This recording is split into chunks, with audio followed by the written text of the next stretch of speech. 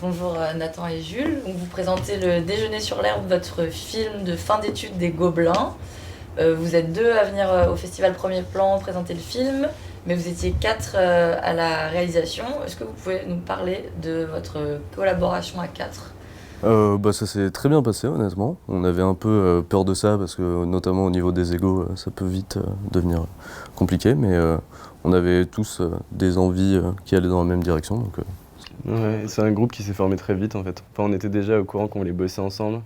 Ça fait 4 ans qu'on est dans la même école tous les quatre, et ça fait 4 ans qu'on se dit qu'il faudrait qu'on fasse un film tous les quatre. Du coup, même si c'est une contrainte imposée par l'école, au final c'est une contrainte c'est une contrainte chouette en fait. Enfin, c'était une contrainte qu'on avait envie de. Le groupe était assez évident en fait. Ouais, ça allait super vite. On a eu de la chance, il y a des groupes. Enfin, c'est plus difficile pour d'autres personnes qui n'ont pas les mêmes envies ou qui savent pas trop directement à qui se mettre. Comment vous faites du coup pour la confrontation de vos quatre univers différents et pour vous répartir le travail? Au début, toute l'étape d'écriture et de storyboard, on fait tout tous ensemble parce que c'est une co-réalisation, donc on peut pas se répartir le travail à ce niveau-là. Et après, pour les recherches artistiques, on fait chacun de notre côté des recherches visuelles. Et ensuite, on choisit ce qui est le plus pertinent pour le film. Et on essaie de tous scinder aussi à la fin. Enfin, ce qui est bien, c'est qu'on s'apporte tous quelque chose vraiment. C'est cliché à dire, mais c'est vraiment ça. On fait tous un truc à nous, très personnel, histoire de pouvoir apporter notre petite pierre à l'édifice. Et ensuite, on choisit les plus jolis et on fait un édifice avec les plus jolis. Et ça crée un truc hyper. Qui ressemble à aucun de nos quatre univers complètement en tout cas. Que ça aurait été sans les quatre. Ouais. Et après, au niveau technique, c'est en fonction des préférences de chacun. C'est genre, tiens, moi j'ai envie de faire du décor, bah ok, fais du décor. Fais-toi plaisir, c'est le film de fin d'études. Moi j'ai envie de faire de l'anime. Enfin, Ok. tout ça. Et vous pouvez nous raconter l'histoire de Le Déjeuner sur l'herbe? Ouais. C'est l'histoire d'un mec qui se retrouve vraiment confronté à l'effondrement de ses convictions les plus intimes et qui essaye de survivre à ça. C'est le chemin vers sa reconstruction, en gros. Ouais. D'accord. Mais du coup, c'est abordé d'une manière. Vous abordez le thème de l'effondrement des croyances, mais c'est abordé de manière très comique, sur un ton léger, c'est très rythmé. Est-ce que vous avez tout de suite pris le parti d'un ton comique ou...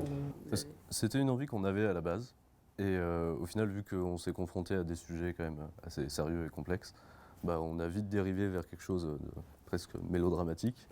Et au bout d'un moment, on s'est réveillé, on a fait mais attends, c'est pas du tout ce qu'on voulait faire à la base. Et on est revenu vers quelque chose de plus, d'un peu comique sur certains aspects, parce qu'on n'avait pas envie d'avoir un côté dogmatique dans la démarche du film. On n'a pas envie d'imposer une vision, donc on avait besoin d'alléger un peu le propos. Ouais, et le sujet était tellement sérieux à la base. En plus, avec on avait vraiment un côté film français, nouvelle vague, hyper lent. Et ça rendait le truc, mais pathos. C'était dur à regarder. Hein. C'était nous, on trouvait ça bien, mais parce qu'on l'avait fait en fait. Mais le public lambda, c'était le cliché du film d'auteur et c'était vraiment difficile. Du coup, on s'est dit que oula, on était sortis de notre chemin. On était pas du tout dans la bonne direction et ça devenait l'enfer. Donc, on a vraiment complètement recommencé le film à un moment de la production. Tout refait. Avec la même histoire, les mêmes écritures, plus ou moins les mêmes dialogues, mais avec une mise en scène vraiment complètement différente, de petits tableaux un peu plus avec plus d'humour noir, plus de Beaucoup plus libre, beaucoup plus cynique, ouais.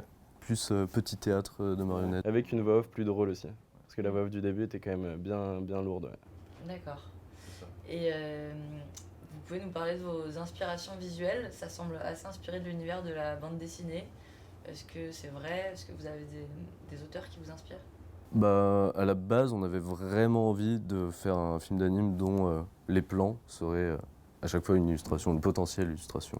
Donc c'était vraiment important pour nous, autant dans la composition des images que dans l'esthétique. Quitte à ce que la mise en scène en pâtisse un petit peu, on voulait que ce soit beau, visuellement. Vraiment, C'était notre priorité que l'image claque. numéro un. Après, au niveau des inspirations, c'est très varié. On avait des peintres de science-fiction des années 70, des affiches japonaises.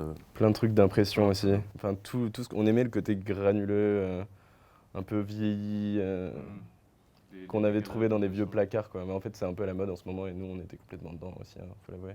ce qui nous est envie en Presque fait. VHS. Ouais, ça nous a envie, on avait envie de se l'approprier. Ok, merci beaucoup. Bah, je vous en prie. Un plaisir. Un plaisir.